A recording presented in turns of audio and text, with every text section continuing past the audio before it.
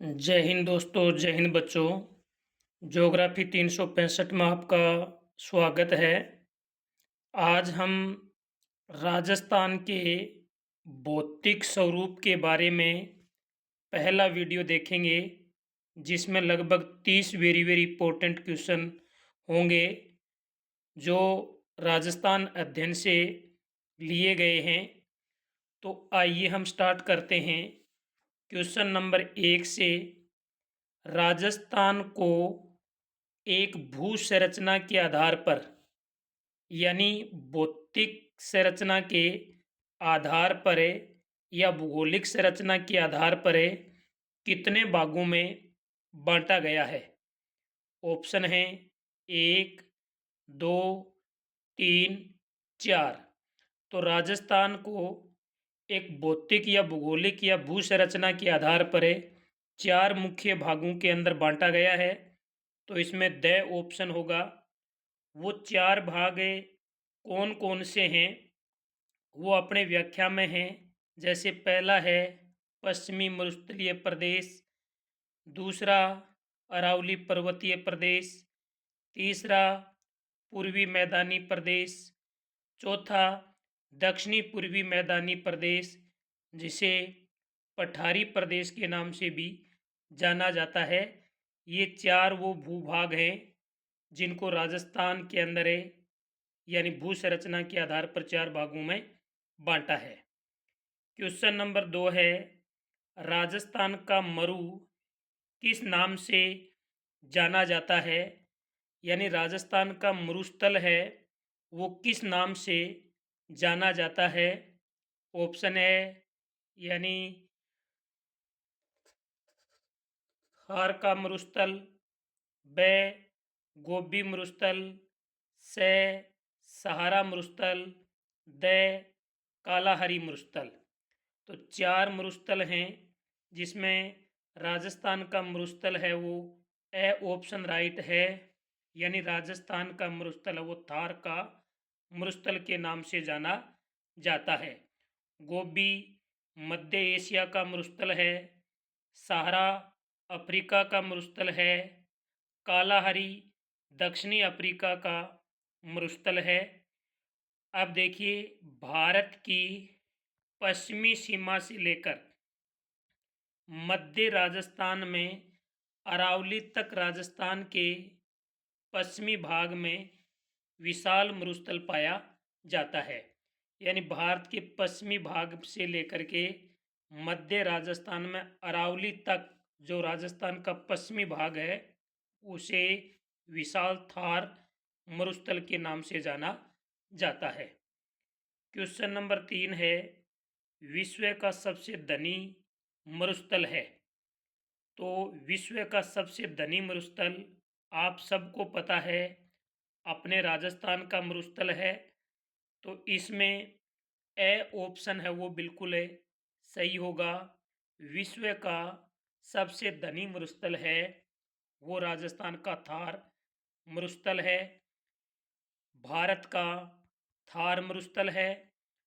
व्याख्या देख लीजिए, विश्व में सर्वाधिक जैव विविधता और माइनिंग विविधता यदि पाई जाती है तो वो इसी मरुस्थल के अंदर पाई जाती है। इसीलिए इसको विश्व का सबसे धनी मरुस्थल कहा जाता है। इसके साथ साथ यहाँ पर जनघनत्व भी सर्वाधिक पाया जाता है और ये मरुस्थल विश्व का सबसे नवीनतम मरुस्थल है और नवीनतम मरुस्थल होने के कारण इसे युवा मरुस्थल के नाम से भी जाना जाता है। क्वेश्चन नंबर 4 है कि थार मरुस्थल राजस्थान के कितने प्रतिशत भूभाग में फैला हुआ है।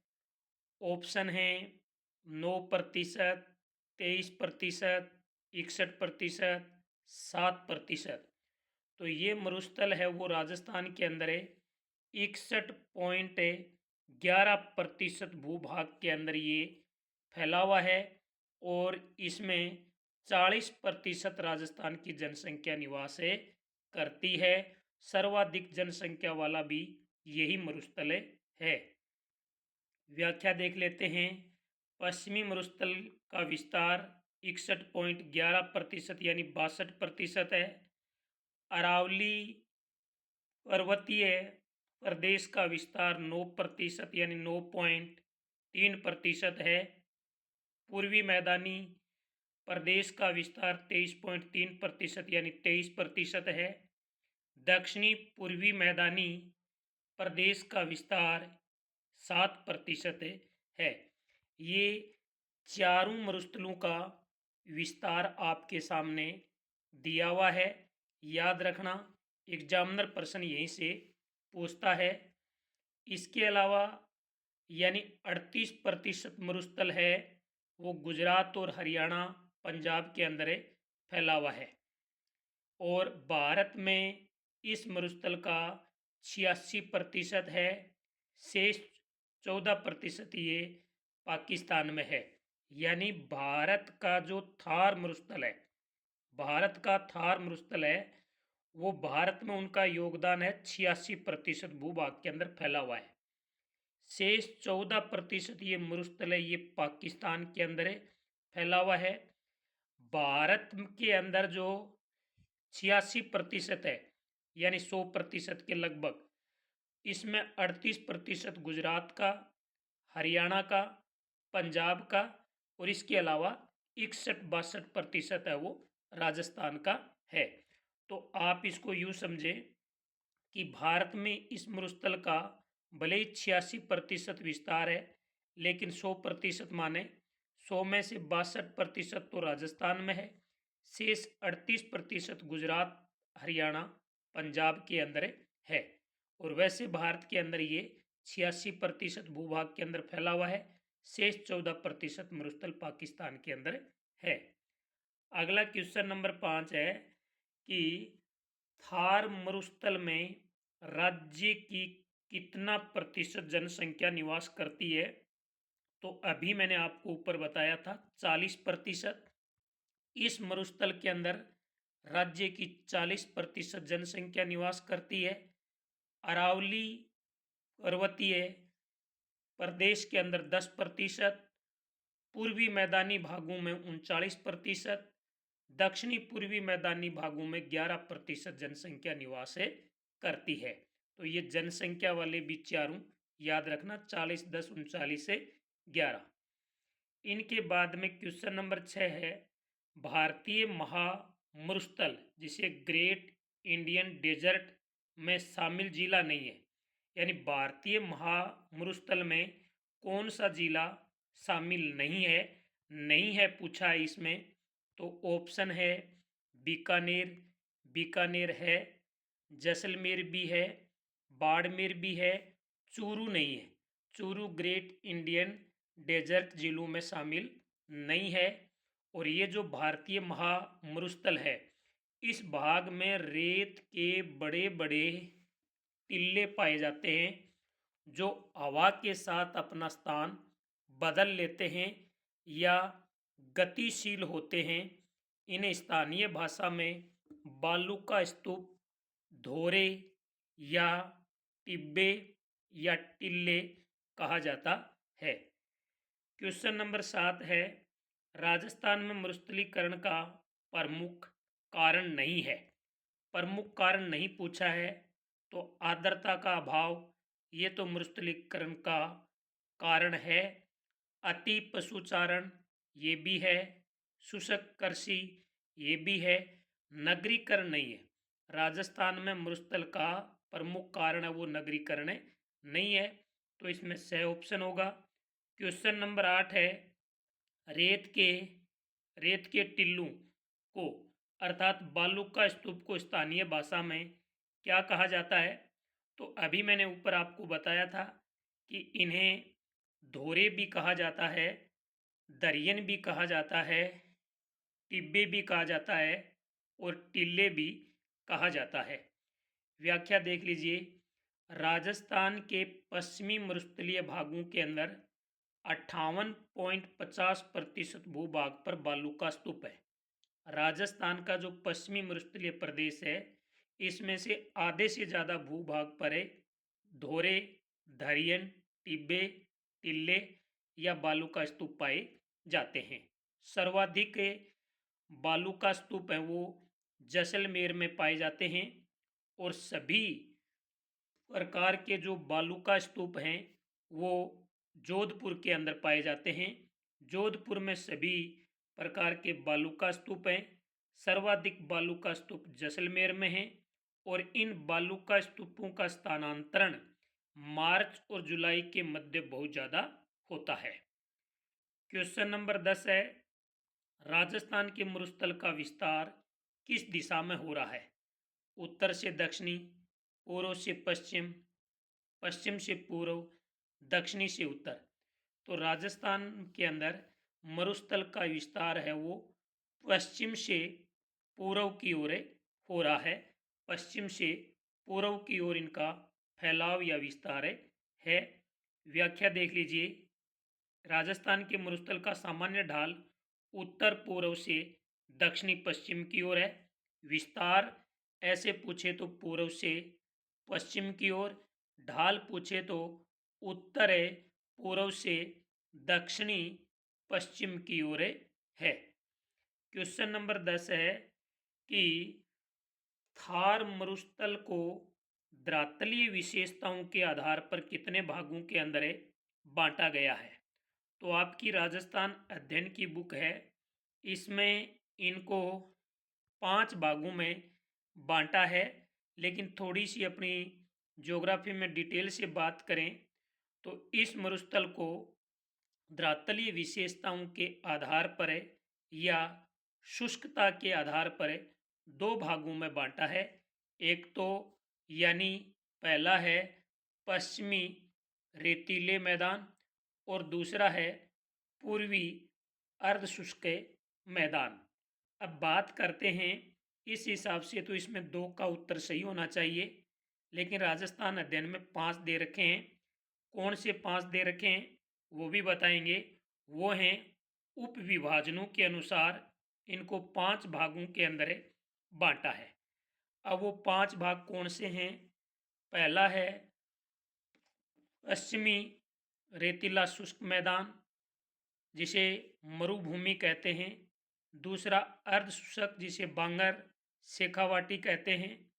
तीसरा नागौरी या नागौर की उच्च भूमि। चौथा घग्गर का मैदान और पांचवा अंतः परवाही प्रदेश। इन 5 भागों के अंदर बांट रखा है राजस्थान अध्ययन में।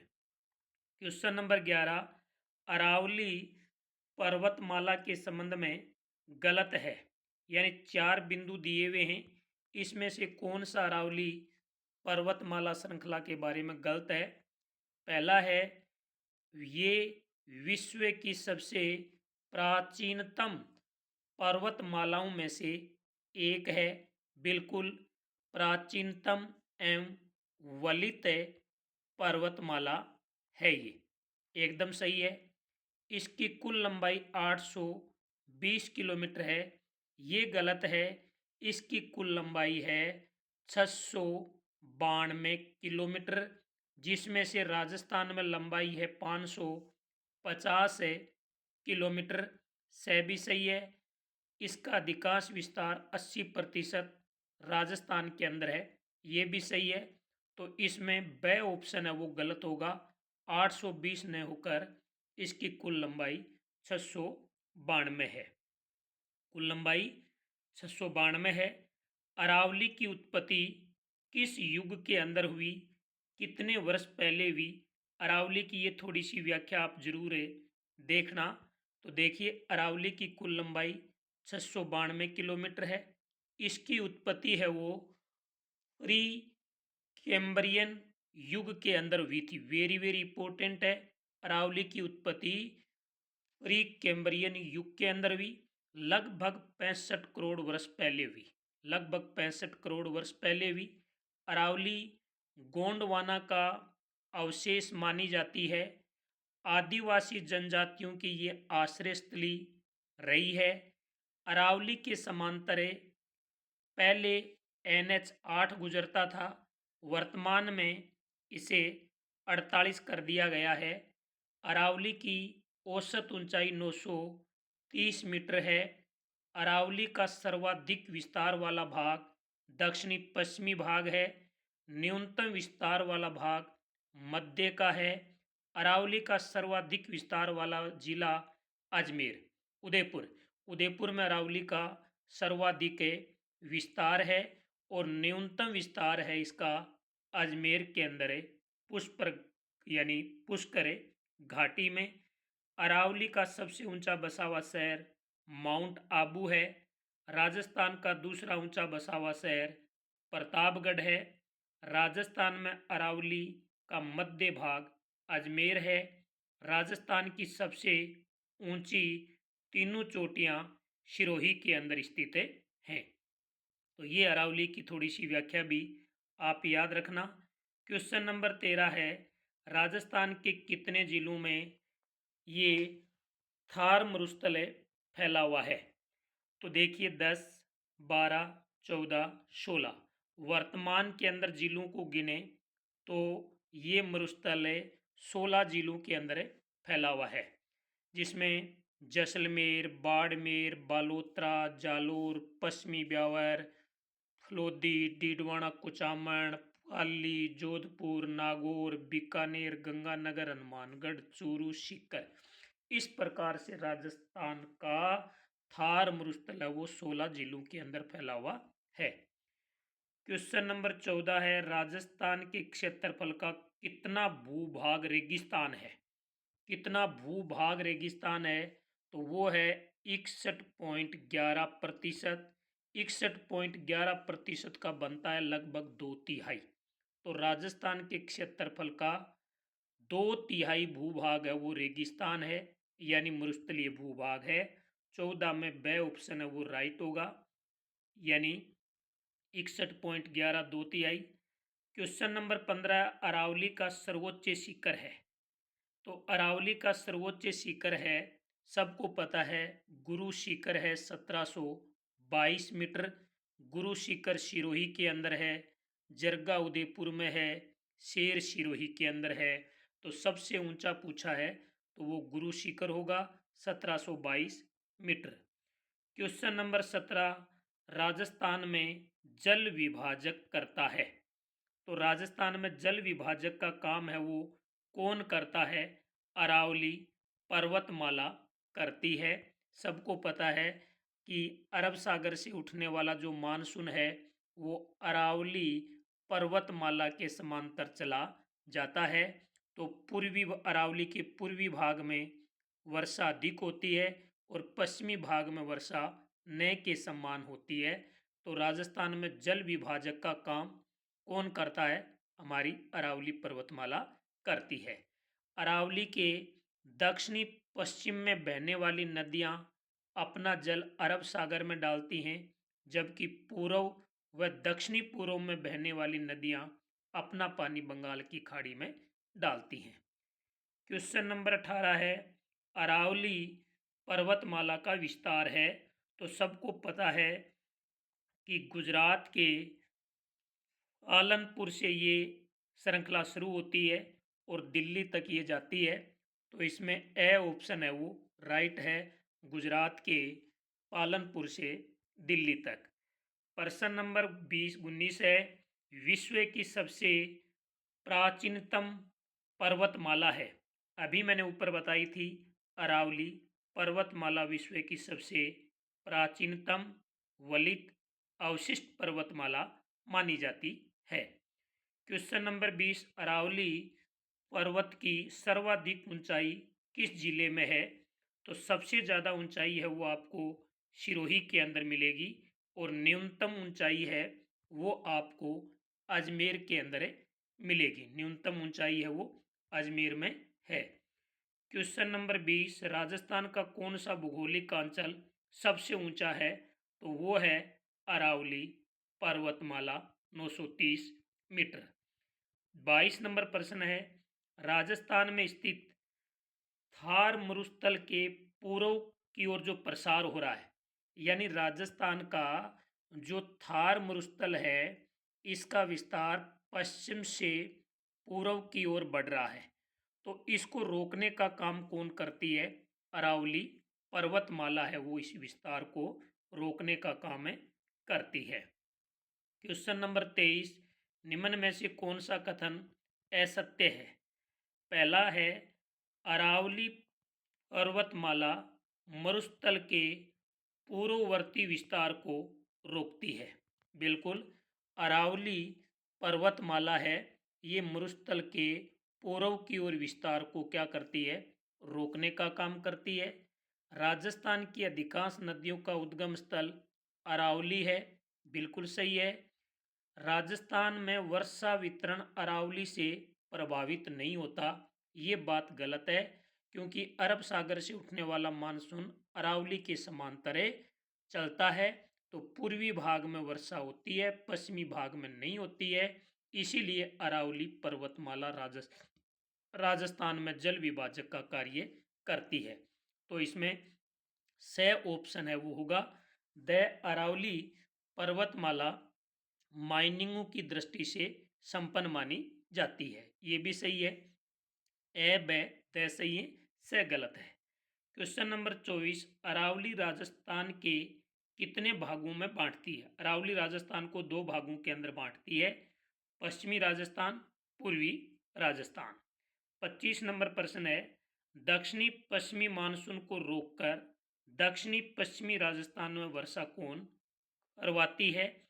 तो दक्षिणी पश्चिमी मानसून को रोककर, क्योंकि जब तक मानसून है वो किसी पर्वत श्रृंखला के टकराएगा नहीं, उनमें रुकावट नहीं होगी, उस समय तक वो वर्षा नहीं करेगा। तो राजस्थान के अंदर दक्षिणी पश्चिमी मानसून है वो अरावली पर्वतमाला से टकराता है और फिर दक्षिणी पूर्वी भागों के अंदर ये वर्षा करता है। इस प्रकार अरावली श्रृंखला है और ये दक्षिणी पश्चिमी मानसून उठेगा, अरावली पर्वतमाला से ये टकराएगा, टकरा करके दक्षिणी और ये पूर्वी भाग के अंदर वर्षा करेगा। तो इसमें द ऑप्शन है वो बिल्कुल राइट होगा। क्वेश्चन नंबर 26 है, राजस्थान की जीवन रेखा कहलाती है? तो राजस्थान की जीवन रेखा तो अरावली पर्वतमाला ही कहलाती है। अरावली पर्वतमाला में राज्य के सर्वाधिक खनिज संसाधन उपलब्ध हैं, मरुस्थल को पूर्व की ओर प्रसार को रोकती है, अधिकांश नदियों का उद्गम स्थल है, सर्वाधिक वनस्पति पाई जाती है, यानी मानसून को रोककर पूर्व व दक्षिणी राजस्थान में वर्षा करवाती है। इसीलिए राजस्थान को अरावली की जीवन रेखा के नाम से जाना जाता है। क्वेश्चन नंबर 27 है, राजस्थान का सर्वोच्च शिखर है सिरोही, जालोर, बाड़मेर, माउंट आबू? तो वो है माउंट आबू सिरोही। राजस्थान का सर्वोच्च शिखर माउंट आबू है। क्वेश्चन नंबर 28 है, कौन सा भौतिक प्रदेश राजस्थान में नहीं है? वेरी इंपॉर्टेंट प्रश्न है। अरावली पर्वतमाला तो है, पूर्वी मैदान भी हैं, दक्षिणी पूर्वी भाग भी हैं, लेकिन हिमालय पर्वत ये भौतिक प्रदेश राजस्थान का नहीं है, ये भारत का भौतिक प्रदेश है। तो इसमें ब ऑप्शन होगा। क्वेश्चन नंबर 29, क्षेत्रफल के अनुसार राजस्थान का सबसे बड़ा भौतिक प्रदेश है। क्षेत्रफल के अंदर पूछा है तो 61.11% यानी लगभग 2/3 भूभाग के अंदर फैला हुआ भौतिक प्रदेश वो है पश्चिमी मरुस्थल प्रदेश। ए ऑप्शन है सही होगा। और आज का क्वेश्चन नंबर 30 में आपको दे रहा हूँ, इंदिरा गांधी नहर आने से इस मरुस्थल का रंग रूप बदला है थोड़ा।